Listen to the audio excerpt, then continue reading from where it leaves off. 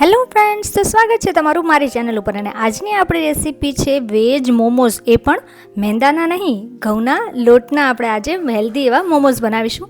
તો ચાલો recipe start કરી લઈએ. અને હા, સાથે ચટણીની પણ રેસીપી છે, તો એના માટે તમારે પૂરો વિડીયો તો જોવો જ પડશે. તો સૌથી પહેલાં અહીંયા મેં રોટલીનો લોટ આવે છે એ લઈ લીધો છે, અને એમાં પાણી એડ કરી આપણે પહેલાં લોટ બાંધી લેવાનું છે. તો આમાં મેં અહીંયા લોટની અંદર મીઠું કે તેલ કાંઈ જ એડ નથી કર્યું, કારણ કે શું થાય છે કે આપણે તેલ કે મીઠું એડ કરીએ છીએ ને, તો જ્યારે આપણે મોમોસ બાફીએ ત્યારે થોડા ચવડ થઈ જાય છે. પણ મીઠું કે તેલ નહીં એડ કરીએ ને તો એકદમ સરસ એવા આપણા મોમોસ રેડી થઈ જશે, ચવડ નહીં થઈ જાય. તો અહીંયા જો આ રીતે પરોઠા જેવો લોટ બાંધી દીધો છે, થોડો કઠણ રાખવાનો છે, એકદમ ઢીલો નથી કરવાનો. ત્યારબાદ થોડું તેલ એડ કરી અને 1 મિનિટ માટે આને આપણે મસળી લેવાનો છે. તો અહીંયા આપણો લોટ છે એ મસળાઈ અને રેડી થઈ ગયો છે. તો હવે એને આપણે ઢાંકી અને એક બાજુ રાખી દઈશું. ત્યાં સુધી હવે મોમોઝની સ્ટફિંગ બનાવી લઈએ. તો સ્ટફિંગ માટે મેં અહીંયા એક ચોપરની અંદર આ રીતના કટ કરેલી કોબીજ લઈ લીધી છે. અહીંયા મેં એક કોબીજનો જે ચોથો ભાગ આવે છે ને, એટલી જ કોબીજ લીધી છે. હવે એમાંથી જુઓ તમે સ્ટફિંગ કેટલું બને છે અને આપણા મોમોસ કેટલા બને છે. તો અહીંયા બધી કોબીજ છે એને આપણે ચોપરમાં લઈ લઈશું અને એને એકદમ ઝીણી ઝીણી ચોપ કરી લઈશું. અહીંયા તમે એને ઝીણી સમારી પણ શકો છો, પણ ચોપર હશે ને તો આપણું કામ છે એકદમ આસાની રીતે થઈ જશે અને વાર પણ નહીં લાગે. અને જ્યારે તમે આ રેસીપી જોશો, ફૂલ રેસીપી, ત્યારે તમને એમ થશે કે ચાલો યાર, એટલી ઇઝી છે કે આજે જ આપણે મોમોસ બનાવી લઈએ. તો જો અહીંયા આપણી કોબીજ છે એ સરસ રીતે ચોપ થઈ અને રેડી થઈ ગઈ છે.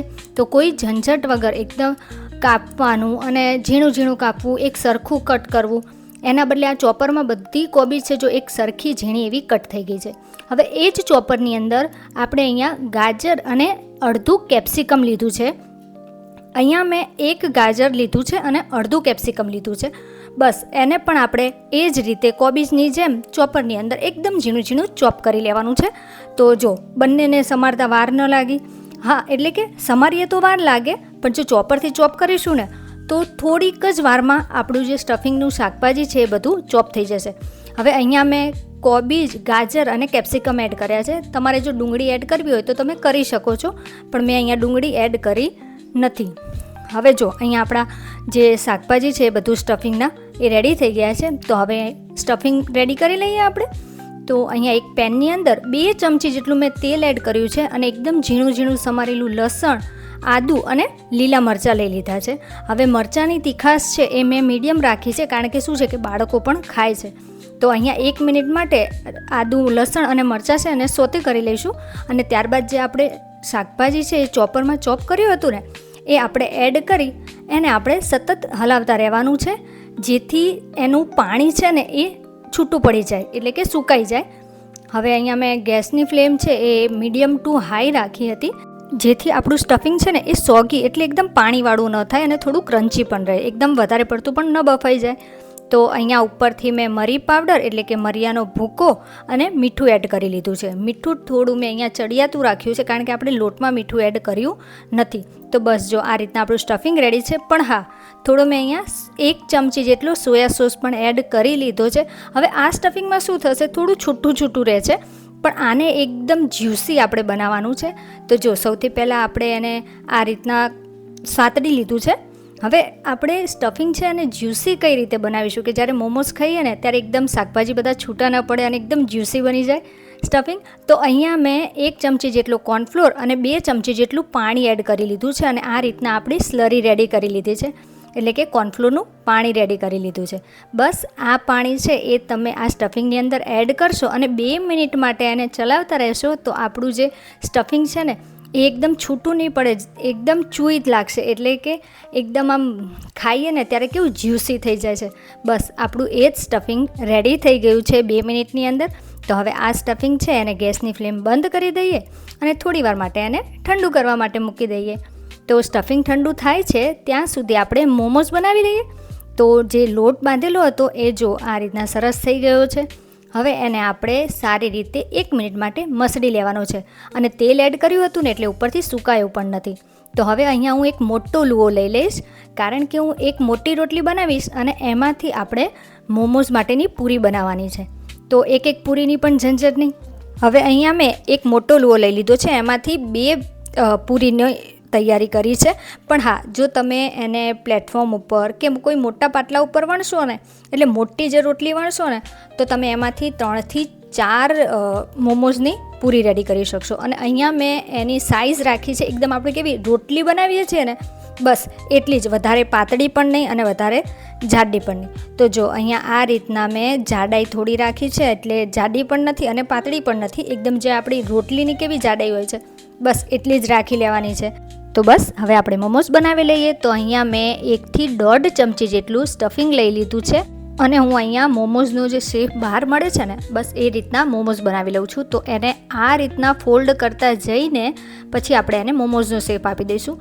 જો તમને આ થોડો ડિફિકલ્ટ લાગે ને, તો તમે ઇઝી પણ મોમોઝ બનાવી શકો છો અને જે તમને શેપ ફાવતો હોય ને, તમે એ રીતના મોમોઝ બનાવી શકો છો. તો અહીંયા મેં જો આ રીતે ઉપરથી ફોલ્ડ કરતા જઈ, અંદરથી દબાવતા જઈ અને આ રીતનો મોમોઝનો શેપ આપી દીધો છે.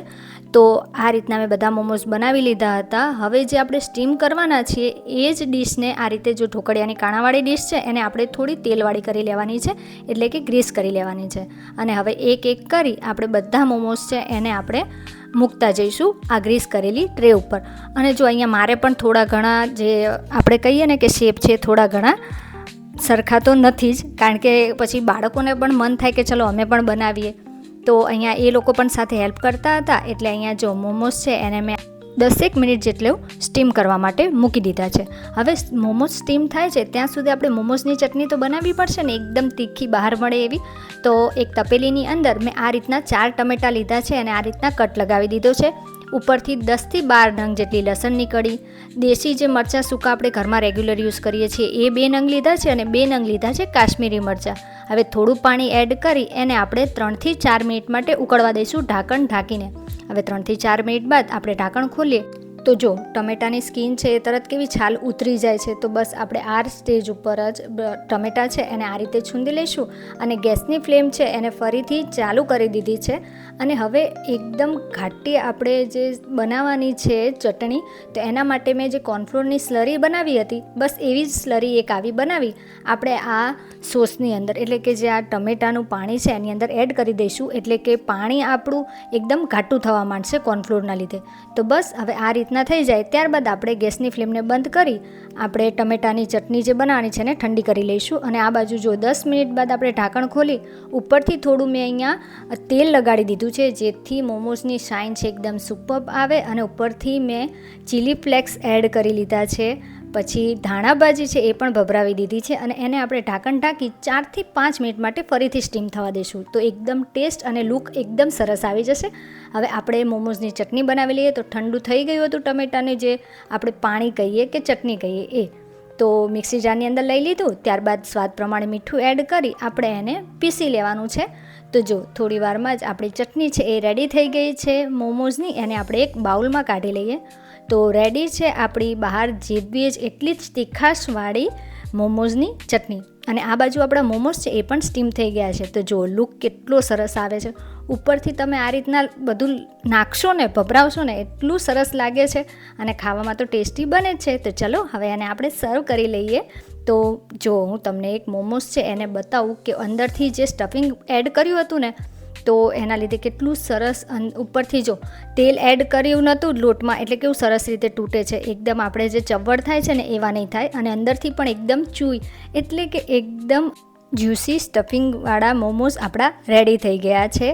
તો ચાલો અમે તો બનાવી લીધા, હવે તમે પણ ટ્રાય કરો અને કેવી લાગી તમને આજની આ મોમોઝની રેસીપી, એટલે કે હેલ્ધી મોમોઝની રેસીપી.